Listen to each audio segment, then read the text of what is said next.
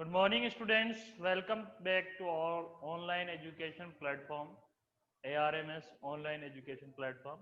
तो स्टूडेंट्स, आज हम बात करेंगे 10th क्लास में सबक नंबर 7 आपका शहीद अब्दुल हमीद। तो क्या है इस सबक का नाम? फिदाए वतन शहीद अब्दुल हमीद। जैसे मैंने आपको पिछली बार कहा था कि आपके लिए जो इम्पोर्टेंट है वो इम्पोर्टेंट क्या है, आपके लिए इम्पोर्टेंट जो पीछे सबक के पीछे जो सवाल दे रखे हैं वो इम्पोर्टेंट है। और रही बात है सवाने याद की, तो देखिए शुरू के जो 5 सबक है उन 5 सबक की सवाने याद जो है कि जो मुसन्निफ है उनकी सवाने याद आप मुख्तसर तौर पर ध्यान रखेंगे, उनकी पैदाइश का सन, वफात के सन, बस इतना ही इसमें पूछा जाता है। और बाकी के जो आगे के 5 सबक है उनमें कुछ ऐसा नहीं दे रखा है। जैसे ये 7वें नंबर का सबक मैं बता रहा हूँ आपको, फिदाए वतन शहीद अब्दुल हमीद। तो देखिए शहीद अब्दुल हमीद क्या है, कौन है, इनके बारे में मैं पहले आपको समझा दूं। शहीद अब्दुल हमीद नाम के आगे जुड़ा हुआ है शहीद। शहीद का मतलब इनको मरे नहीं, खुद की मौत नहीं मरे, बल्कि देश के खातिर लड़ते लड़ते ये शहीद हुए, मरे। तो इनका ताल्लुक किससे है? सन 1965 में पाकिस्तान ने हिंदुस्तान पर अचानक हमला कर दिया। सितंबर को 29-30 सितंबर की रात को पाकिस्तान ने हिंदुस्तान पर अचानक हमला कर दिया। तो उस टाइम पे शहीद अब्दुल हमीद उस हिंदुस्तानी फौज में एक फौजी की हैसियत से काम किया करते थे। और इनकी जो ड्यूटी है उस टाइम पंजाब में लगी हुई थी।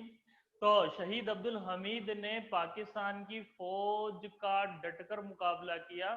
देखिए ये सिर्फ शहीद ही नहीं हुए, सिर्फ मरे ही नहीं, बल्कि ये अकेले 50 लोग फौजियों के बराबर इन्होंने काम किया है। मरने से पहले इन्होंने 50 फौजियों के बराबर काम किया, यानी दुश्मन का इतना नुकसान किया कि जितने 50 फौजी मिलकर करते हैं उतना नुकसान ये अकेले दुश्मन के कर कर फिर शहीद हुए, जिससे दुश्मन की कमर काफी हद तक टूट गई थी। तो 2-3 चीज इनकी क्या है कि जब जंग हो रही थी तो शहीद अब्दुल हमीद ने एक पुल था जो कि हिंदुस्तानी फौज के लिए बड़ा खतरा हो रहा था, तो शहीद अब्दुल हमीद ने अपनी बेहतरीन निशानेबाजी से, अपने हैंड ग्रेनेड से उस पुल को उड़ा डाला। एक तो ये कारनामा इनका ये जंग के दौरान। दूसरा, जंग के दौरान इनका कारनामा क्या था? शहीद अब्दुल हमीद ने अपनी जीप के आगे एक तोप लगा रखी थी और वो उन्होंने दुश्मनों के खेमे में घुस गए और एक टीले के पीछे उन्होंने अपनी जीप को छुपा दिया और वहां से अंधाधुंध दुश्मनों की फौज पर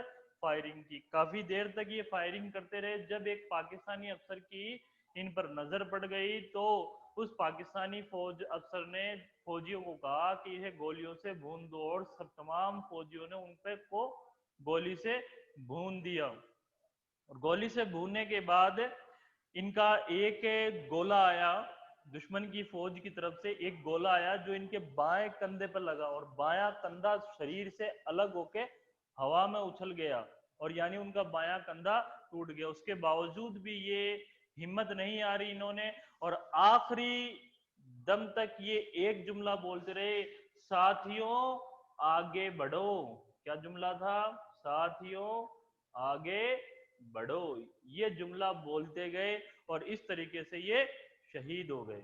इसमें 4-5 बातें स्टूडेंट्स इंपॉर्टेंट है। वो ये है कि शहीद अब्दुल हमीद ने अपने भाई जुन्नन से क्या कहा और शहीद अब्दुल हमीद को कौन कौन से एजाजात मिले। तो ये तमाम बातें हम इस सबक में पढ़ेंगे। तो चलिए स्टूडेंट्स शुरू करते हैं। फिदाए वतन शहीद अब्दुल हमीद।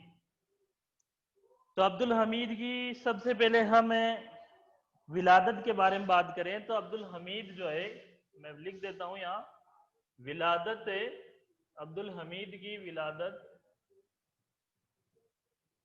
विलादत जो है इनकी सूबा उत्तर प्रदेश के जिला गाजीपुर के मशहूर गांव धामूपुर में 31 जनवरी, विलादत कब हुई? 31 जनवरी 1933 में उत्तर प्रदेश के जिला जिला गाजीपुर के गांव धामूपुर में। तो इनकी जो विलादत है वो विलादत कहाँ हुई स्टूडेंट, याद रखना उत्तर प्रदेश का एक जिला है, जिले का नाम है गाजीपुर। गाजीपुर के एक गांव है, उस गांव का नाम है धामूपुर। उस धामूपुर में इनकी विलादत हुई। कब हुई? 31 जनवरी 1933 को इनकी विलादत हुई। तो शहीद अब्दुल हमीद के बारे में सबसे इंपॉर्टेंट बात क्या हमको याद रखनी है कि इनकी जो विलादत है वो कहाँ हुई? 31 जनवरी 1933 को उत्तर प्रदेश के जिला गाजीपुर में के गांव धामूपुर में इनकी विलादत हुई। अब इनकी इंपॉर्टेंट बात क्या है? वालिद का नाम आपको याद रहना चाहिए। वालिद का नाम जो है, वालिद का नाम क्या है? वालिद का नाम जो है मोहम्मद उस्मान नाम था। मोहम्मद उस्मान इनके वालिद का नाम था, जो क्या करते थे? कपड़ों की सिलाई का काम किया करते थे। सिलाई का काम किया करते थे।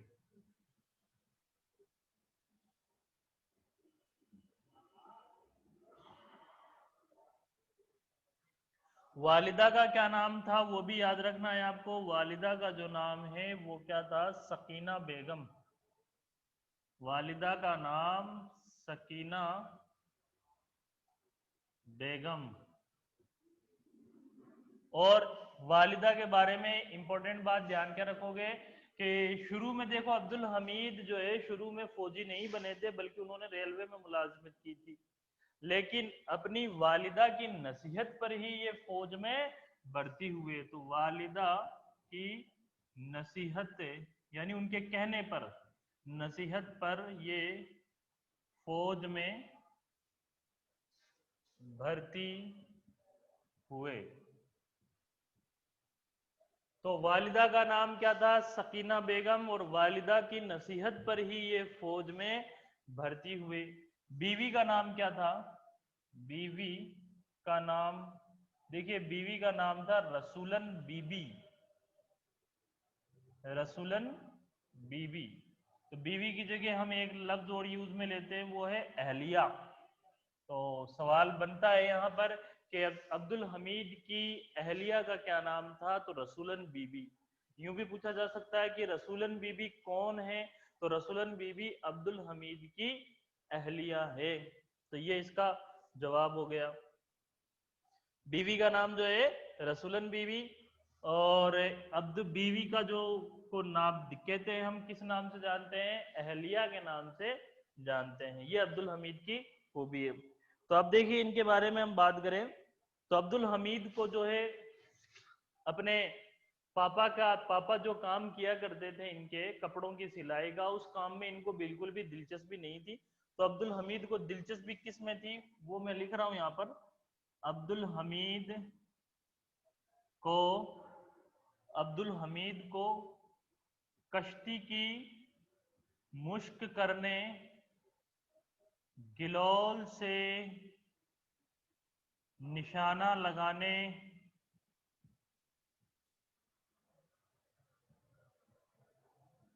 गिलोल से निशाना लगाने, कश्ती की मुश्क करने और उफनती नदी को पार करने, और उफनती नदी को पार करने। तो अब्दुल हमीद के ये शौक क्या क्या थे कि पहला शौक क्या था? अब्दुल हमीद को कश्ती की मुश्क करने में मजा आता था, गिलोल से निशाना लगाने में, और उफनती, उफनती मतलब तेज बहाव वाली, जिस पे पानी का उछाल होता है, ऐसी नदी को पार करने में इनको ज्यादा मजा आता था। तो इनकी जो शुरू से ही दिलेरी के काम किया करते थे, एडवेंचर जिसको बड़े बड़े कारनामे वाला काम करते थे, इनको कपड़ों की सिलाई करने में कोई दिलचस्पी नहीं थी। तो आपके एक इस अब्दुल हमीद के सबक में एक वाकया बयान किया गया अब्दुल हमीद की जिंदगी का।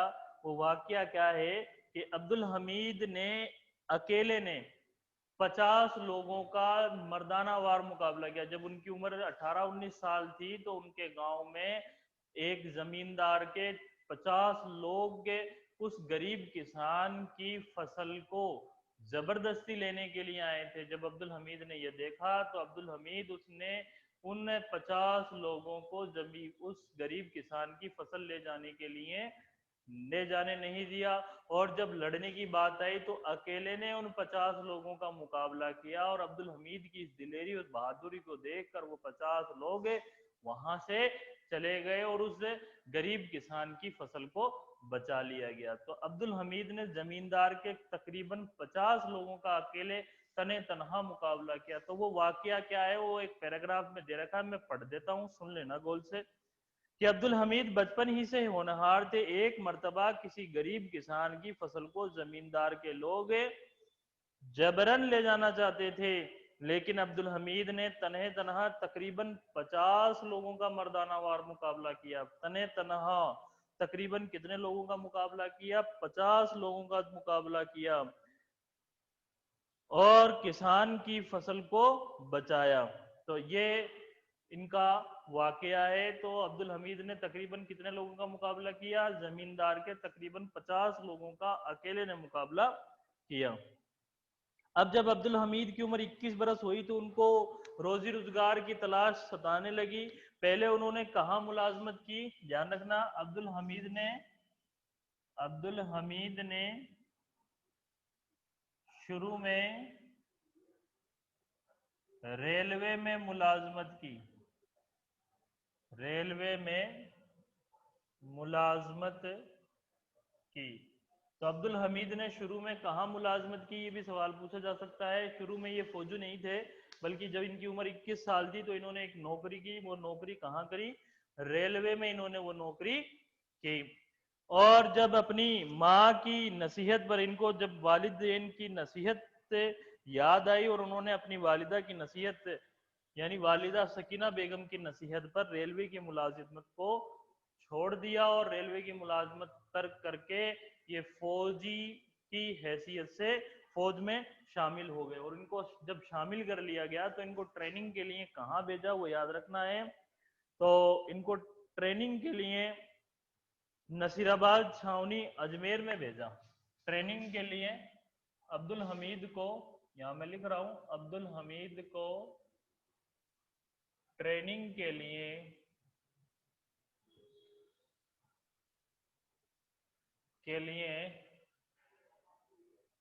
नसीराबाद, अजमेर शरीफ। तो अब्दुल हमीद को ट्रेनिंग के लिए नसीराबाद, अजमेर शरीफ में भेजा गया। तो अब्दुल हमीद ने जो ट्रेनिंग है वो ट्रेनिंग कहाँ करी? नसीराबाद में, अजमेर शरीफ में। ये ध्यान रखना, इनको ट्रेनिंग के लिए कौन सी छावनी में भेजा गया? नसीराबाद, अजमेर शरीफ। तो यहाँ इन्होंने ट्रेनिंग के 6 महीने गुजारे और ट्रेनिंग के बाद इन्होंने, इनकी जो खास दिलचस्पी थी वो किस में थी? ख्वाजा गरीब नवाज, ख्वाजा गरीब नवाज से इनको गहरी अकीदत थी। अकीदत का मतलब मोहब्बत, सम्मान, ये अकीदत के मायने निकलते हैं। तो अब्दुल हमीद किस पर ज्यादा भरोसा करते थे, किससे ज्यादा मोहब्बत करते थे? ख्वाजा गरीब नवाज। इसलिए वो नसीराबाद से लगभग 30-40 किलोमीटर दूर पड़ता है ये अजमेर। तो वहां से वो पैदल ही अपने दोस्तों के साथ या फिर ट्रेन के मिस के जरिए दोस्तों के साथ अजमेर शरीफ आते और अजमेर शरीफ में फातिहा और दुरूद जो भी इनको पढ़नी थी वो पढ़कर आ जाते। तो ये अक्सर वहां जाया करते थे। तो एक रोज का वाकया इस किताब में दे रखा है कि एक रोज क्या होता है कि अजमेर शरीफ के आस्थाने में काफी भीड़ रहती है और काफी भीड़ होने की वजह से इनको लाइन में लगना पड़ा, जिसकी वजह से इनकी ट्रेन मिस हो गई। जिससे इनको वापस ट्रेनिंग कैंप में जाना था वो ट्रेन मिस हो गई, वो निकल गई। अब्दुल हमीद को फिक्र सताने लगी क्योंकि अब्दुल हमीद वक्त के बड़े पाबंद थे और अपनी साख, अपनी इज्जत पर कभी आंच नहीं आने देते थे। तो अब्दुल हमीद को फिक्र सताने लगी कि आज तो अपनी साख गई, अपनी इज्जत गई। तो वो ख्वाजा गरीब नवाज के आस्थाने की तरफ मुंह करके ये दुआ कहते करते हैं कि बाबा आज अगर हमको सजा मिली तो फिर नहीं आएंगे। क्या जब जुमला बोलते हैं ख्वाजा गरीब नवाज के आस्थाने की तरफ मुंह करके कि बाबा आज अगर हमको सजा मिली, कोई सजा मिली तो फिर कभी दोबारा नहीं आएंगे, ये कह के वो वहां से चल देते हैं। और जब नसीराबाद ट्रेनिंग कैंप में आते हैं तो इनका जो मेन हेड जो कैप्टन होता है वो सिर्फ इनको इतना ही कहता है कि तुमने अभी तक खाना क्यों नहीं खाया, खाना खा लो, ये कहकर वो कैप्टन चला जाता है। इस वाक्य के बाद ख्वाजा गरीब नवाज पर अब्दुल हमीद की जो अकीदत है वो और ज्यादा मजबूत हो गई, यानी अब ख्वाजा गरीब नवाज से अब्दुल हमीद को जो मोहब्बत है वो और ज्यादा मजबूत हो गई। तो यहाँ तक जो स्टूडेंट जो बात थी वो अब्दुल हमीद की जिंदगी के चंद अहम पहलू जो मैंने बताए हैं उनके बारे में बात की है। अब बात करते हैं उनकी जो शहादत है वो किस तरह से हुई, उसके बारे में बात करेंगे। तो जो मैंने यहाँ इंपॉर्टेंट बातें लिखी हैं इनको आप अपनी कॉपी में उतार लीजिए एक नोट्स के हिसाब से, ताकि आपको इस सबक की जो इंपॉर्टेंट बातें हैं वो एक जगह मिल जाए। देखिए पहला जो इंपॉर्टेंट बात है वो क्या है कि विलादत जो है, विलादत मतलब इनका जो जन्म, इनका जो पैदाइश है वो कब हुई, 31 जनवरी 1933 को। कहा, उत्तर प्रदेश के जिला गाजीपुर, गाजीपुर का एक गांव है धामूपुर, कहाँ हुई इनकी पैदाइश, पूरा लिखना है आपको, केवल उत्तर प्रदेश मत लिखना। 31 जनवरी 1933 ये तो टाइम हो गया। कब अगर पूछा जाए तो ये लिखना है। कहाँ के बारे में अगर पूछा जाए तो ये पूरी बात लिखनी है। उत्तर प्रदेश के जिला गाजीपुर के गांव धामूपुर में इनकी विलादत हुई। वालिद का नाम क्या था, वालिद का नाम मोहम्मद उस्मान था। और क्या काम करते थे वो, कपड़ों की सिलाई का काम करते थे। वालिदा का नाम क्या था, सकीना बेगम। और इनकी खास बात क्या है कि वालिदा की नसीहत पर ही ये फौज में भर्ती हुए। शुरू में इन्होंने रेलवे में मुलाजमत की, लेकिन वालिदा की नसीहत पर ये किस में भर्ती हो गए, फौज में भर्ती हो गए। बीवी का नाम क्या था, रसुलन बीबी। बीवी की जगह अहलिया भी लिखा आ सकता है, तो अहलिया या बीवी एक ही बात है। अहलिया लिखा है या बीवी आए तो बात एक ही। यूं आ जाए आपसे कि रसुलन बीबी कौन थी, तो आप यूं लिख सकते हो रसुलन बीबी अब्दुल हमीद की अहलिया थी, ये जवाब दुरुस्त होगा। बीवी का नाम रसुलन बीबी था। अब्दुल हमीद को अपने वालिद का जो काम है, दादा परदादाओं बाप दादाओं का जो इनका काम है उसमें बड़ी कोई दिलचस्पी नहीं थी। अब्दुल हमीद को जो दिलचस्पी थी वो किस में थी, कश्ती की मुश्क करने यानी कश्ती को चलाने में, गिलोल से निशाना लगाने में और उफनती नदी को पार करने में, इन चीजों में अब्दुल हमीद को दिलचस्पी थी। और अब्दुल हमीद ने शुरू में रेलवे में मुलाजमत की। और अब्दुल हमीद को किससे ज्यादा अकीदत थी, किससे बेहतरीन अकीदत थी, ख्वाजा गरीब नवाज से इनको गहरी अकीदत थी। तो ये अब्दुल हमीद की जिंदगी के चंद इंपॉर्टेंट बात है। तो अब्दुल हमीद को जब इनका फौज में सिलेक्शन हो गया तो इनको ट्रेनिंग के लिए कौन सी छावनी भेजा गया, तो अब्दुल हमीद को ट्रेनिंग के लिए इंडिया में जो नसीराबाद जो अजमेर शरीफ में पड़ता है उस छावनी में इनको ट्रेनिंग के लिए भेजा गया। तो ये स्टूडेंट्स इंपॉर्टेंट बातें थी जो मैंने क्लियर करी है। अब बात करते हैं इनकी शहादत की, शहादत कैसे हुई इनकी।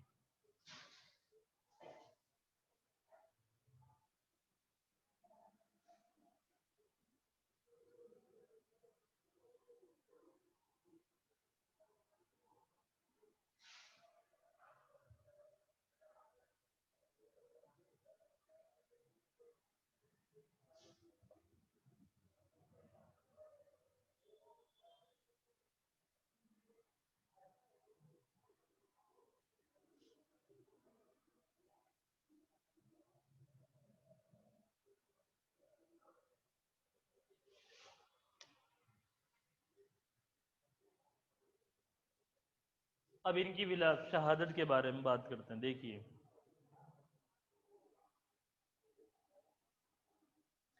तो अब्दुल हमीद जब 1956 में, मैं पढ़ता हूँ, 1965 में जब पाकिस्तान ने हिंदुस्तान पर हमला किया तो उन दिनों अब्दुल हमीद पंजाब की सरहद पर तैनात थे। तो 1965 में जब पाकिस्तान ने जब पाकिस्तान ने हिंदुस्तान पर हमला किया तो अब्दुल हमीद पंजाब की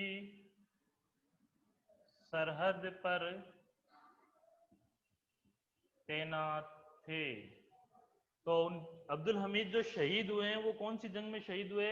1965 की जो पाकिस्तान और हिंदुस्तान की जंग छिड़ी थी, उस जंग में ये शहीद हुए हैं। और उस दौरान जो ये लगे हुए थे, वो कहाँ लगे हुए थे? उस दौरान ये पाकिस्तान में तैनात थे। तो क्या होता है, तो अब्दुल हमीद पाकिस्तान ने उन दिनों हमला किया तो पंजाब में तैनात थे। उन्हें अपनी बहादुरी और दलेरी के जौहर दिखाने के लिए और मादरे वतन का कर्ज चुकाने का मौका मिल गया। अब्दुल हमीद ने इस मर्तबा बहुत खुश थे, क्योंकि अब्दुल हमीद को इससे पहले जो 1962 में, तब भी वो अब्दुल हमीद फौज में थे, लेकिन 1962 में जो जंग हुई थी वो हिंदुस्तान और चीन की हुई थी। इस जंग में हिंदुस्तान को फतेह नसीब नहीं हुई थी, उसकी शिकस्त हुई थी हिंदुस्तान की, और चीन जीत गया था। तो उस दौरान अब्दुल हमीद को बड़ा अफसोस हुआ कि काश मैं इस जंग में होता और शहीद होकर अपनी मातृभूमि का कर्ज उतारता। लेकिन अब्दुल हमीद को इस बार मौका मिल गया, किसमें? 1965 की जंग में इस बार उनको मौका मिल गया अपनी मादरे वतन की हिफाजत करने का। अब्दुल हमीद बहुत खुश थे कि उनको जंग में जाने का मौका मिल गया। अब जंग में जाने से पहले वो अपने चचेरे भाई, ध्यान रखना चचेरे भाई का नाम है झुन्नन, चचेरे भाई झुन्नन।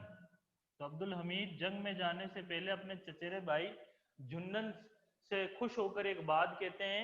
क्या कहते हैं वो मैं लिखता हूं कि पलटन में उनकी बहुत इज्जत होती है। चचेरे भाई झुन्नन से कहते हैं कि पलटन में उनकी बहुत इज्जत होती है, जिनके पास कोई चक्र होता है। देखना झुन्नन, देखना झुन्नन, हम भी, देखना झुन्नन, हम भी जंग में लड़कर, जंग में लड़कर कोई ना कोई चक्र लेकर जरूर लौटेंगे।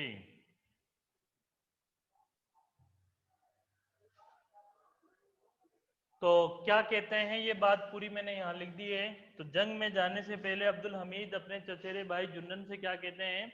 तो चचेरे भाई जुन्नन से कहते हैं कि पलटन में उनकी बहुत इज्जत होती है, जिनके पास कोई चक्र होता है। चक्र का मतलब देखिए, फौज में अगर कोई वीरता दिखाता है, शहीद होता है, तो फौज के अलग अलग इनाम होते हैं, उन इनामों को ही चक्र कहा जाता है। जैसे महावीर चक्र, परमवीर चक्र, सैन्य सेवा चक्र, ये मेडल जो दिए जाते हैं वो चक्र कहलाते हैं।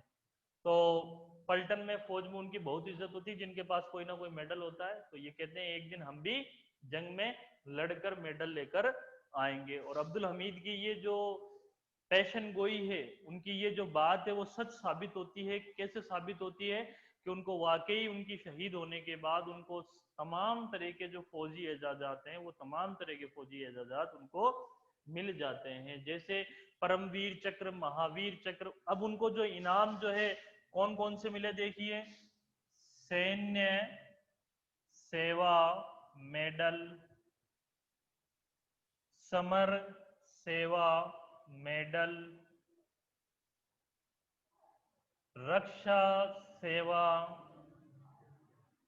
रक्षा सेवा मेडल, परमवीर